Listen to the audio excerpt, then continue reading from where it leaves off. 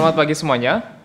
Selamat datang kembali di acara podcast Economics. Tentunya podcast yang mencoba mengupas isu-isu sosial ekonomi secara lebih rileks.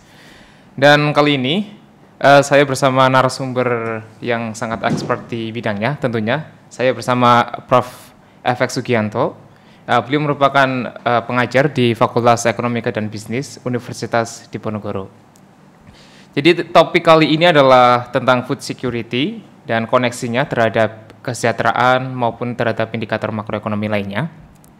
Selamat datang di acara podcast Economic pagi. Selamat pagi, selamat datang, Mas Agi. Jadi pagi ini salah satu dosen favorit saya ya dulu waktu mahasiswa, dan kali ini saya punya kesempatan untuk diskusi tentang ketahanan pangan tentunya. Dan sebagai kolega ya. Dan sekarang sebagai kolega. Jadi kali ini kita akan diskusi banyak pagi tentang ketahanan pangan, mungkin koneksinya terhadap kesejahteraan masyarakat, mungkin koneksinya terhadap indikator makro lainnya. Jadi baru-baru ini data yang dirilis dari Global Food Security Index ini menunjukkan bahwa saat ini Indonesia berada di peringkat 63 dari 113 negara terkait dengan hal ketahanan pangan. Menurut pagi ini, ketahanan pangan ini benar-benar menjadi isu serius yang saat ini dihadapi Indonesia, atau sebenarnya ini tidak terlalu mengkhawatirkan apa yang dibayangkan pagi? Bukan saat ini, masa depan. Masa depan ya? Nah, masa lalu dan masa depan, artinya bagi Indonesia dan dunia, isu pangan, ketahanan pangan itu adalah isu yang masih tetap relevan, termasuk Indonesia. Itu menurut saya malah memang serius gitu. Jadi ini memang harus diatasi ya ketahanan pangan ini. Oh, bukan hanya harus diatasi, harus betul-betul disiapkan, karena saya berimajinasi ke depan antara pangan dan energi itu menjadi satu isu yang menjadi paket, bahkan bisa akan memicu aspek-aspek lain dalam perspektif nasional maupun global itu. Jadi dua isu ini, dan sebetulnya sudah nampak sampai kalau kita lihat dalam perspektif global itu sudah nampak kasus perang Ukraina sama Rusia itu kan menunjukkan bahwa isu pangan dan energi itu ada isu-isu yang menyatu gitu, dan satu sama lain akan terjadi perebutan, dan sekaligus juga bisa memanaskan perekonomian dunia dan isu-isu yang lain. Jadi emang ini isu-isu yang termasuk kategori isu kritis juga ya ketahanan pangan ya? Dalam pandangan saya seperti itu kalau kita bicara pangan dan juga energi ya. Tapi khususnya kan bicara tentang ketahanan pangan ya. Kalau dari perspektif mungkin yang lebih luas, ketahanan pangan ini kan tadi bisa mengganggu perekonomian secara nasional bahkan global ya Pak ya? Iya. Itu komoditas yang paling kritikal itu apa ya Pak ya? Ya, mungkin beberapa komoditi mungkin. Mungkin begini, sebelum kita bicara tentang komoditas apa, hal yang perlu dipahami dalam konteks ketahanan pangan menurut sudut pandang saya itu ada tiga hal, karena ada unsur pertama ketersediaan, kedua affordability, kemampuan untuk mendapatkannya, dan yang ketiga tentu sustainability ya. Okay. Nah, kalau soal ketersediaan saya pikir kita tersedia, tapi belum tentu dua yang lain, aspek-aspek affordabilitasnya maupun keberlanjutannya itu bisa terjamin gitu. Itu yang pertama. Yang kedua, sebetulnya dalam konteks Indonesia ketahanan pangan itu juga harus dilihat dalam perspektif relasinya dengan aspek-aspek yang lain, dan bicara tentang ketahanan pangan juga mestinya bukan bicara tentang hanya produksi ya, bukan hanya ketersediaan, tapi juga bagaimana memandang dan memanfaatkan pangan itu sehingga itu sustain gitu. Jadi artinya saya melihatnya bukan dari aspek produksi saja, tapi juga konsumsinya, dan itu pasti akan menyangkut perilaku bagaimana kita berpola makan. Itu menurut saya menjadi sangat penting, dan ini menjadi isu-isu mikro ya, menurut saya isu-isu mikro yang akan berdampak luas pada perspektif yang lebih luas terhadap perekonomian. Jadi sampai saat ini kalau kita bicara ketahanan pangan cenderung lebih pada sisi ketersediaan, tapi sisi produksi. Bagaimana itu tersedia itu kan sebetulnya tetap ada dua dua sisi yang harus dilihat, produksi dan konsumnya sekaligus itu. Jadi perilaku dalam penyediaan dan perilaku dalam mengkonsumsi sehingga ketersediaan itu akan terjadi keberlangsungannya dalam jangka panjang. Kalau dalam konteks Indonesia, saya termasuk yang sejak beberapa tahun terakhir mulai kritis terhadap politik pangan kita ya. Yang ketika saya masih kecil dulu, ketika saya masih kuliah, isu pangan ini kan sama dibawa oleh pemerintah menjadi isu beras. Sehingga ketika mahasiswa S1 saya diajak mempelajari tentang isu-isu beras itu. Nah, tetapi dalam jangka panjang kita menghadapi problem juga. Bahkan saya bisa mengatakan bahwa politik pangan kita itu harus dikoreksi gitu. Mungkin sebelum kita membahas dari perspektif konsumsi tadi, dari aspek produksi, bahwa ketahanan pangan juga ada kaitannya dengan affordability dan sustainability. Kalau kita lihat ini ya, bagaimana negara kita Indonesia dalam memproduksi barang dan jasa, terutama kita fokus ke pangan, sepertinya aspek sustainability itu masih jauh ya kita mencapai indikator tersebut apa. Buktinya mungkin masih banyak konversi lahan dan segala macam secara masif gitu. Kalau kita langsung kepada sustainability, menurut saya ini sesuatu yang relevan karena kita bicara tentang satu dari sisi persediaan ya, dari sisi persediaan dulu, ya ini sumber-sumber pangan domestik itu betul-betul diperhatikan. Tadi saya sudah sebut bahwa sampai hari ini ketergantungan kita pada beras itu sangat tinggi sehingga ketika kegagalan panen beras bisa membahayakan perekonomian dan tampaknya itu saya nggak tahu apakah ini menjadi pertimbangan perubahan politik pangan kita nasional kita yang kalau kita lihat dalam undang-undang pangan menempatkan impor sebagai salah satu pilar ketersediaan pangan yang itu berbeda dengan undang-undang itu di undang-undang Cipta Kerja ya. Kalau di undang-undang pangan jelas impor itu bukan pilar utama. Pilar utamanya adalah produksi domestik dan cadangan domestik. Nah, sekarang impor. Nah, ini kan menjadi persoalan. Nah, ketergantungan pada beras itu. Sementara ini tentu perlu harus didukung data yang lebih valid ya. Sumber-sumber pangan itu di Indonesia bukan hanya beras dan itu sangat tersedia. Saya dalam satu kesempatan pernah menyampaikan hasil riset salah satu guru besar dari Universitas Hasanuddin. Sagu itu menjadi sumber pangan yang luar biasa besar bagi Indonesia dan punya potensi untuk dikembangkan. Berarti sebenarnya untuk mencapai ketahanan pangan ini penting juga ya untuk menggeser pola konsumsi masyarakat ya, agar ketergantungan terhadap beras itu turun gitu. Iya. Jadi itu yang saya sebut sebagai politik pangan yang menyangkut pola makan juga ya. Jadi menggeser ini inti pangan itu sejauh yang saya pahami itu kan ada 3 unsur. Pertama adalah karbohidrat, kedua protein, yang ketiga vitamin. Nah, 2 yang pertama protein dan itu kita punya kekayaan luar biasa ya.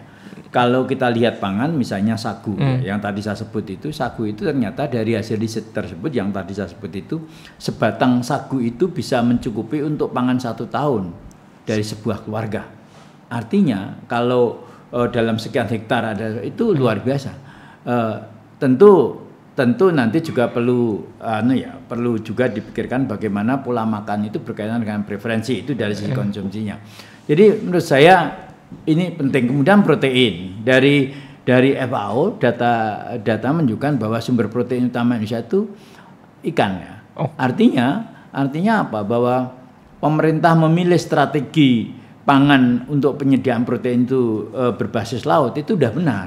Cuman tekad politik itu tidak diwujudkan dengan serius karena politik pangan kita itu masih perlu perbaikan yang menurut saya yang sifatnya mendasar itu. Jadi kalau data dari FAO itu memang menunjukkan itu ketergantungan pada atau bukan ketergantungan ya. Jadi sumber protein utama Indonesia itu ikan. Jadi tidak harus lembu, tidak harus daging sapi, tidak harus daging ayam, tapi ikan. Dan sehingga kalau misalnya ada keterbatasan sumber daya, mungkin kita tidak harus impor daging sapi misalnya, tapi laut menyediakan cukup banyak itu. Tetapi kan ini perlu perubahan mendasar dalam tataran politik perundang-undangan menurut saya menjadi sangat penting gitu. Masyarakat perlu mengetahui mungkin ya bahwa tadi sebenarnya sumber protein itu beragam di Indonesia dan tersedia gitu. Ya. Kemudian sumber karbo juga beragam dan tersedia Ya, gitu. Terus mungkin mekanisme ataupun mungkin bentuk kampanye atau bentuk strategi apa ya Pak ya yang bisa digunakan agar masyarakat itu tahu tentang ini dan masyarakat juga mau mengkonsumsi sagu atau mungkin alternatif karbo lainnya, alternatif protein lainnya gitu. Jadi mereka itu tidak ketergantungan lagi terhadap beras gitu. Ya, berarti kita masuk kepada perilaku konsumen kalau ini itu yang saya sebut pola makan ya, pola makan. Saya boleh mencontohkan satu contoh ya, mungkin ini pernah juga saya sampaikan dalam satu forum. Kalau hari ini banyak orang makan mie instan, itu jangan lupa loh, itu engineeringnya sudah bertahun-tahun yang lalu. Tahun 90-an sebelum tahun 98 itu kita sudah di engineering bagaimana orang berubah dari beras ke ini sebagai alternatif atau mungkin tambahan mie. Itu artinya apa? Artinya mendesain pola makan itu diperlukan perancangan yang luar biasa. Dalam konteks mie tadi itu kan perilaku bisnis yang merancang. Orang mengubah dari beras ke Indomie. Loh, kenapa pemerintah yang mempunyai kekuatan dalam segala perangkatnya tidak mampu untuk itu? Menurut saya memang judulnya dilakukan. Jadi kalau kita ingin lebih sustain ke depan ya kita bisa belajar kasus mie instan tadi, ternyata dunia bisnis saja bisa mengubah pola perilaku makan kok. Masa pemerintah enggak? Persoalannya adalah pemerintah punya kepedulian enggak untuk merancang itu. Jadi menurut saya itu dirancang. Saya sih yakin dengan pengalaman mie instan tadi kita bisa kok melakukan itu gitu. Melakukan, cuman pertanyaan ini harus by design. Pola makan itu harus bisa desain. Dari pendidikan paling dasar hingga ini menurut saya pendidikan paling dasar itu adalah cara kita untuk mengubah perspektif pola makan masa depan itu dari anak-anak PAUD, dari melalui dunia pendidikan. Saya tahu persis kok ngalami minimal bagaimana mie instan itu akhirnya menjadi makanan kedua setelah nasi sampai hari ini. Baru sekarang susah payah kita mengubahnya ya, mengubahnya. Artinya itu menjadi problem luar biasa karena itu tergantung kepada terigu yang kita harus impor. Ini kan persoalan tahu-tahu kita mungkin baru sadar ini ketika kita menghadapi kesulitan ini. Jadi sebenarnya by design bisa dan pemerintah itu punya posisi strategis ya untuk menurut saya sangat yakin pola ini. Sangat yakin ketika politik pangan itu dirubah. Persoalan politik itu kan kepentingan juga kalau kita bicara undang-undang. Jadi kita berharap sih pemerintah ke depan mulai betul-betul mau melakukan perubahan-perubahan mendasar dalam politik pangan ini. Kemudian mungkin kita akan geser ke agen ya Pak Ki ya. Tadi kan kita bicara dari sisi produksi dan konsumsi, kemudian kita mungkin lebih luas lagi kalau kita bicara tentang ketahanan pangan kan aktor ataupun agen yang terlibat sangat banyak, terutama petani, tengkulak, pelaku industri, tentunya pemerintah atau bahkan partner dagang negara lain. Nah, kalau dari sisi petani ini gimana ya Pak Ki ya? Kita mau mencapai ketahanan pangan tapi kan di petani juga ada beberapa isu seperti luas lahan yang rata-ratanya kurang dari 0,5 hektar, kemudian ada isu mungkin ketersediaan pupuk, kemudian ada isu lagi terkait dengan volatilitas harga. Ini pendapat Pak Ki gimana ya? Sebetulnya walaupun terkait dalam konteks Indonesia ketahanan pangan dengan sejarah petani itu akan sangat sulit untuk bicara bahwa ketika pangan kita tahan kemudian petani sejahtera. Saya pikir ini sebuah sesuatu. Hari ini saya mengatakan tidak ada kalau kita tidak merancang secara komprehensif hubungan antara ketersediaan pangan dengan kesejahteraan petani. Karena petani sejahtera itu adalah petani yang dimaksud ada petani produsen, petani buruh. Dan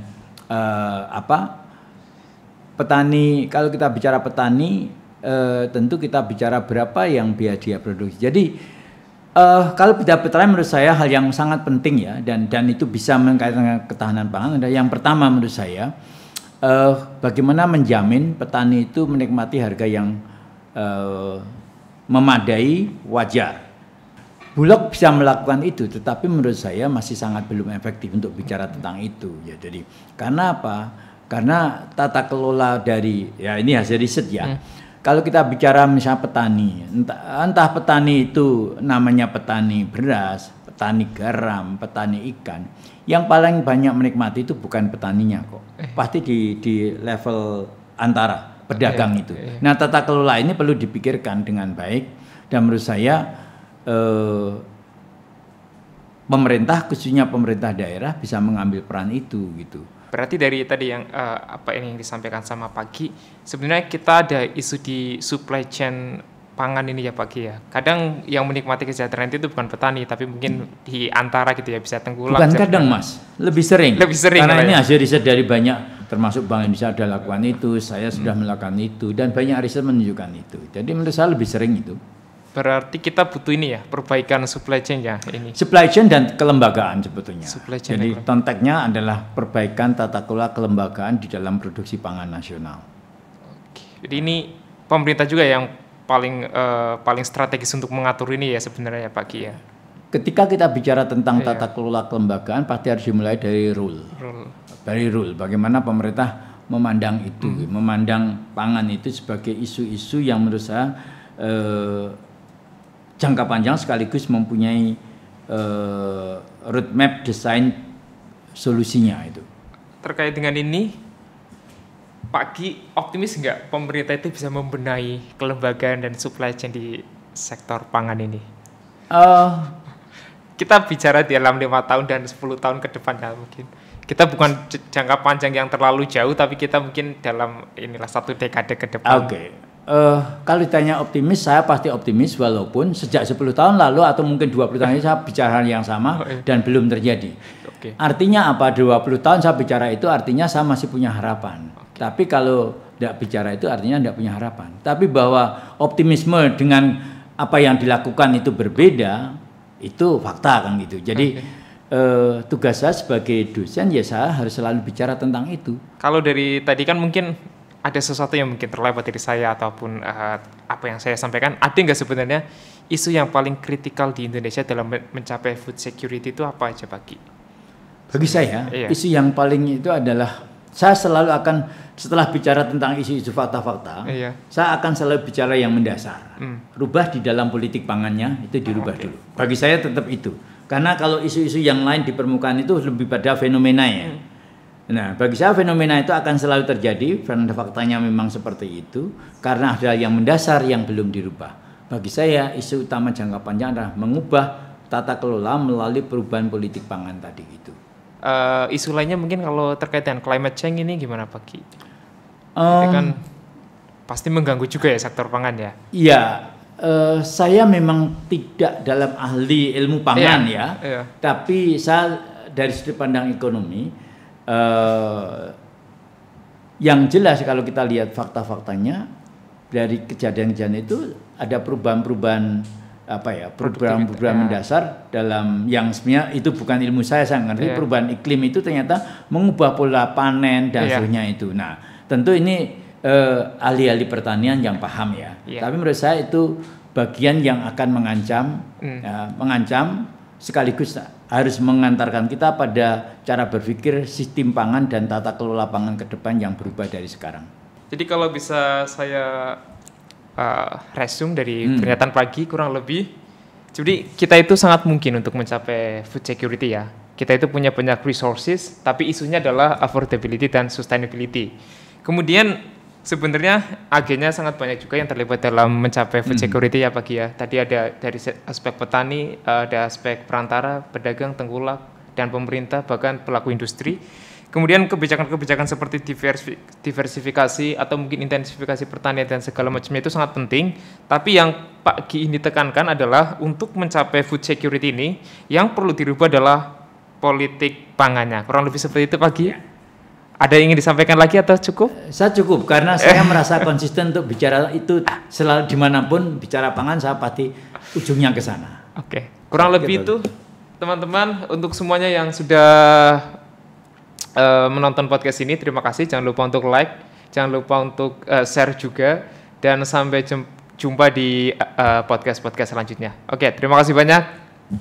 Terima kasih Pak Ki. Ekonomi. Iya, salam ekonomi. Oke, dukung terus podcast ekonomi.